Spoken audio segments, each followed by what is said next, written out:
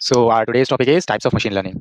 So normally machine learning के तीन types होते हैं जो कि होता है supervised learning, unsupervised learning, reinforcement learning, semi supervised learning and last self supervised learning. So हम एक एक को like vague तरीके से like basic manners में without any technical jargons हम देखेंगे. So supervised learning क्या होता है? Supervised learning मतलब कि जब when we train our model जो हमारा machine learning का model है उसको हम एक labeled data से train करें जिससे लाइक हमारे पास हर इनपुट का एक आउटपुट करेक्ट आउटपुट हो. अगर हम उससे ट्रेन करेंगे तो वो एक सुपरवाइज लर्निंग में आता है जिसके मेन कैटेगरीज आ जाएंगे रिग्रेशन और क्लासिफिकेशन हम यूज करते हैं उसमें.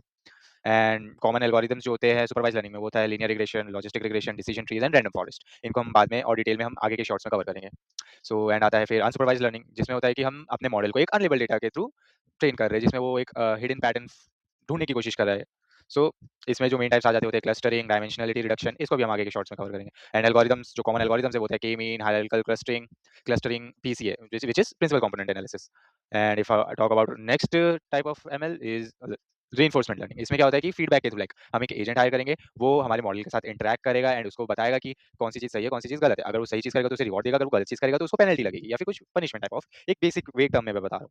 एंड अब इसके की कंपोनेंट्स के बारे में बात करें तो वो होता है agent, environment, actions, reward, policy. ये इसके की कंपोनेंट्स होते हैं जो कि इसको ट्रेन करने में हेल्प करते हैं. सो सिंपल उसके स्ट्रेंथ एंड लिमिटेशंस भी दे रखे, suitable for sequential decision making. और लिमिटेशन है कि कॉम्प्लेक्स एंड कंप्यूटेशनल एक्सपेंसिव, बहुत ही ज़्यादा एक्सपेंसिव होता है और कॉम्प्लेक्स हो जाता है क्योंकि ये काफ़ी वास्ट ट्रेनिंग में चल जाता है. लाइक अगर वो गलत जगह जा रहा है तो उसे पेनल्टी मिलेगी तब जाके वो सही जगह आएगा. So it gets very expensive and complex.